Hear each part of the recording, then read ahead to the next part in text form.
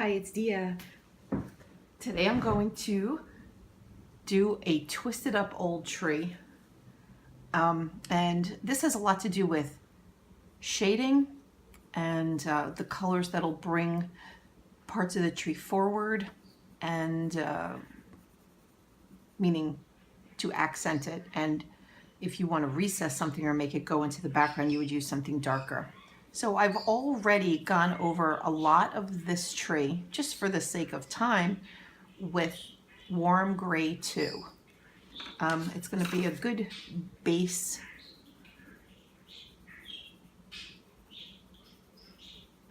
And a lot of this will end up showing through in the end anyway, because you don't want to have it too white, meaning the parts that are going to be highlights, you don't want it to be too white, because bright white is actually a lot whiter than you think it is. So probably no part of this tree would be completely white. Okay, so what I'm going to do first is finish coloring that area. Well, not that area, the entire background actually. I'm not going to be too careful going around these details. I can fill those in later. You know, the little leaves and the mushrooms and this little mouse door.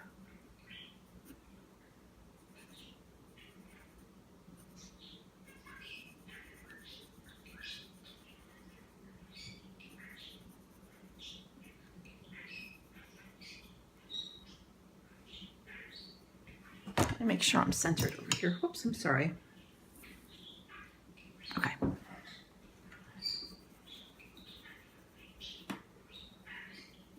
Okay.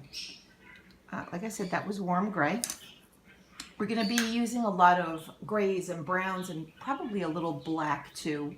A lot of neutrals and a blender also.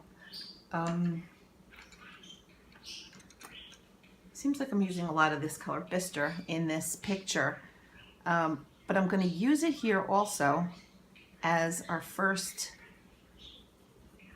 shadow color. Now, in this whole picture, the light, I'm assuming, has been coming from this direction, so I'm going to keep that going. And anything that I'm coloring here will be a recessed part of the tree, meaning this part will be standing out, this part will be more in the shadows. Now actually, since the sun's coming from over here, there would probably be a shadow on the entire side of the tree.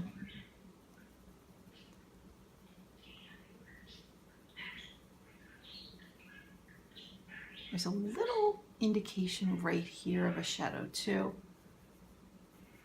Now you're sort of laying down the groundwork of how the tree is going to look twisted. Now on this side also, there's the indented or twisted part that has to be highlighted and low lighted.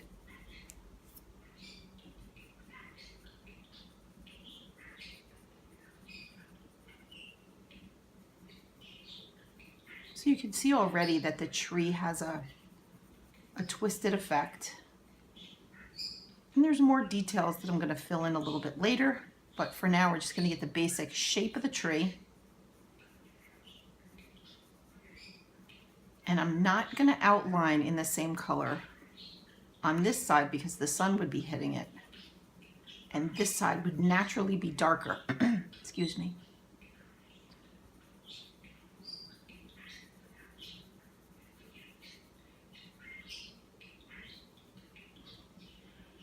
I feel like this area right over here too be a little recessed because this part might stick out.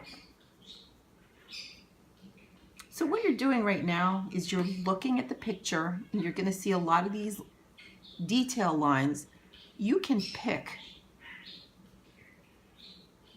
which areas you want to stand out and which areas you want to recede. And it doesn't have to be the same as mine, but you can follow along if you like.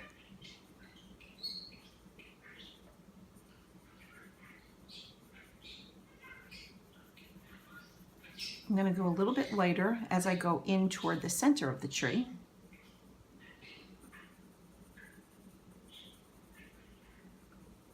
Same color. I'm going to leave some of these areas uncolored for the sake of dimension.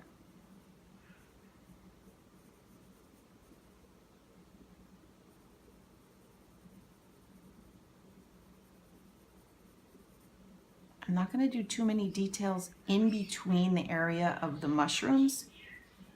There's a lot to look at in this picture already, so I'm just going to color it in pretty evenly so the mushrooms stand out and not the details of the tree. Am I still in? Yes.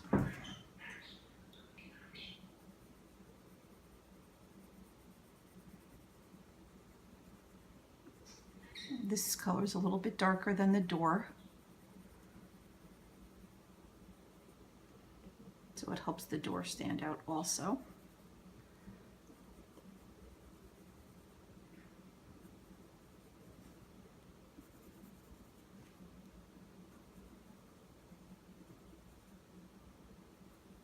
I'm going to do the trunk of the tree today and maybe 1 or 2 branches. Now this is a little bit of a hollow of the tree, so I'm going to make this darker. Now what this would be coming forward in the picture, or if you saw it in person. So once again, the darker areas would be the shadows. And you can see already how the dark parts recede and the light parts come forward. It's almost like a little bit of a bullseye, but it won't really give that impression once I put more detail in there. I'm going to blend that part in with the shadow. It'll be a nice effect. Okay, now I'm going to go 1 shade darker still. This is Van Dyke Brown.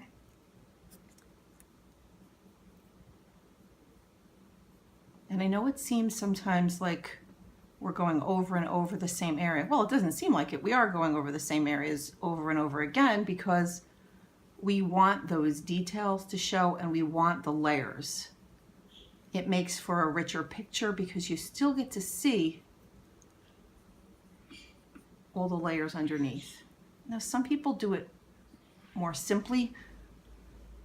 They pick a color and then they kind of go over it when they're done with another darker color for shadows. I like a little more detail in my picture. I like intricacy. So I like to pass it along. Again, I'm going darker on the edges because that would be a natural shadow.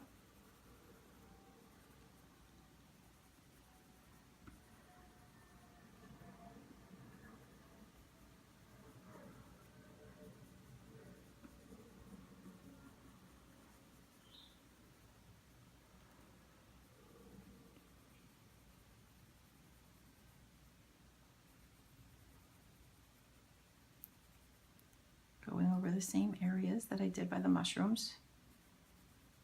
So the mushrooms are standing out even more now. Coloring is really interesting and really cool because you can just watch the picture develop in front of your eyes. And sometimes when one thing looks kind of ordinary, as you add other things like light and shadow, you know, just like in photography, light and shadow is everything, especially in black and white photography. All you're really looking at is different shades of gray. It's fascinating.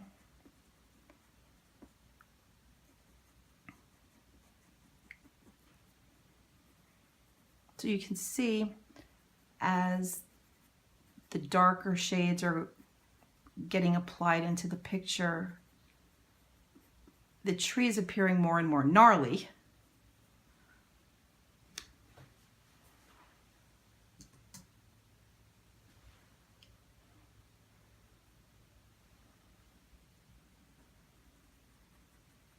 Don't be afraid to go dark.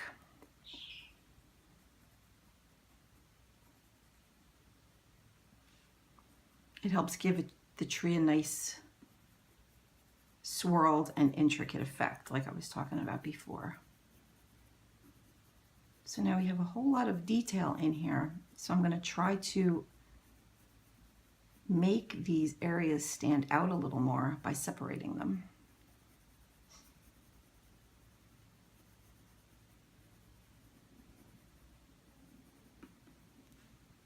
And make a little bit of extra lines in here. Make one more area in there darker.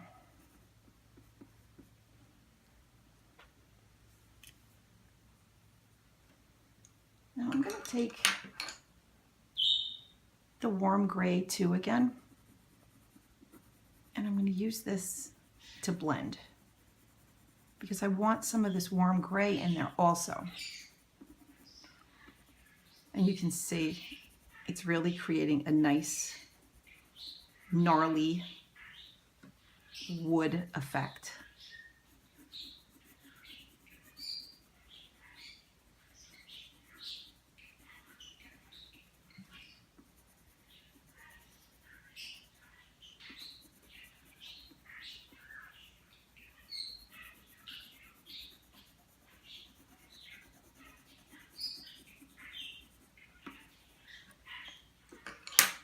I'm going to take some black, go over the edges,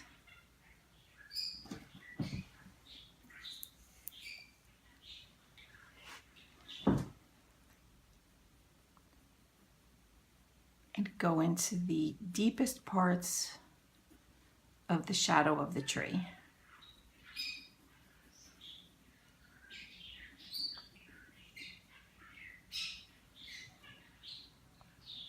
I'm going to kind of go around the edge because it indicates that the tree has depth, and you can get the idea that it's truly shaped in a curve.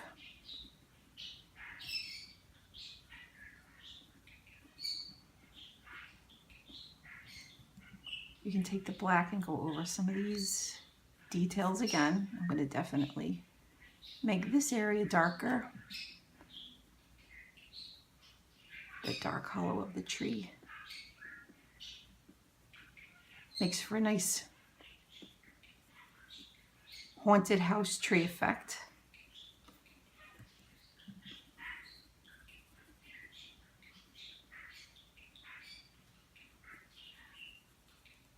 A little bit black down here to make this area even stand out more.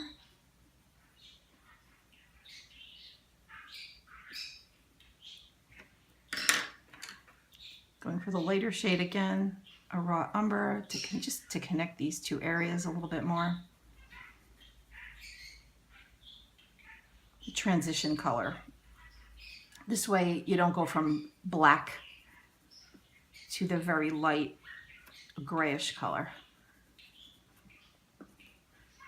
Now, let me just show you this a little bit closer. So you can see a lot of the details now. I'm going to probably make some of these areas a little bit darker, just so the white areas, not the white, but the very light gray areas do stand out a little more.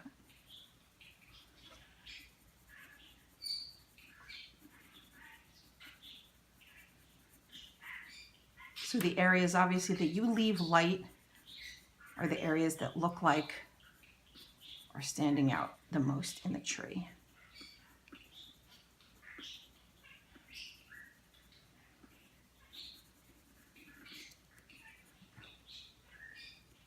Oops.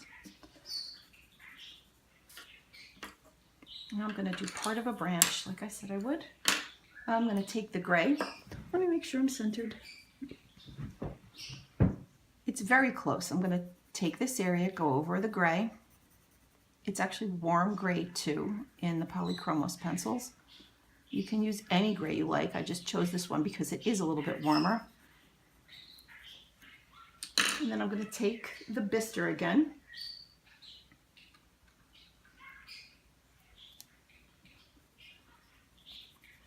And darken the areas that would be most shadowy on this branch, which is the underneath part.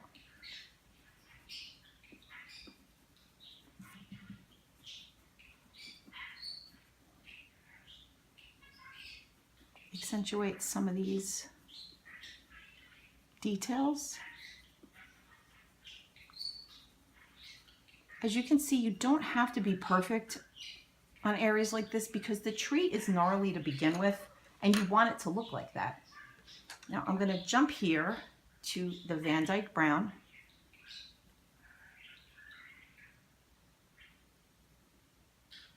I want this area to be a little bit prominent, so I'm not going to make that dark. And I want the top of the branch to be a little bit prominent, so I'm going to color underneath it so it stands out.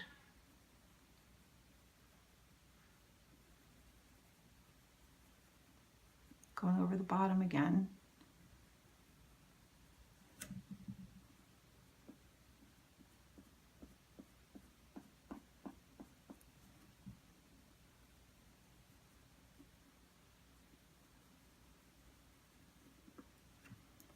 And I'm going to take the blender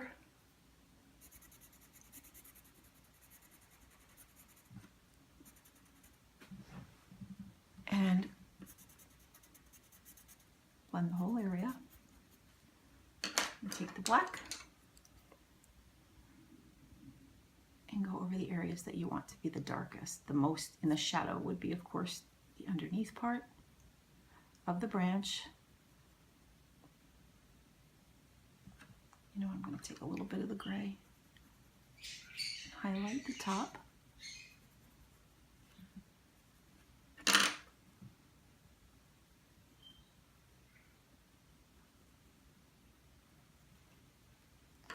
Now I'm going to take a little bit of white. I feel like the sun would possibly hit right here. Maybe on some of the areas that are going around to the side.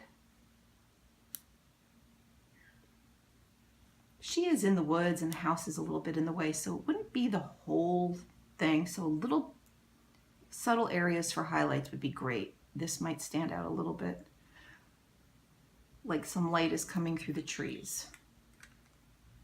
Well, there you have it. Now when you're done, you're going to probably look around and say, oh, you want this a little bit darker. Yeah, don't be afraid to fuss with it. Coloring's fun. You can go back, you can make a copy of the original picture, print it out again, or make some copies from the coloring book before you even start. There you have it. Oop, you know what I'm going to do also? I'm going to make some lines to make it even look more old and aged. Creepy, twisted old tree next to a cute haunted house.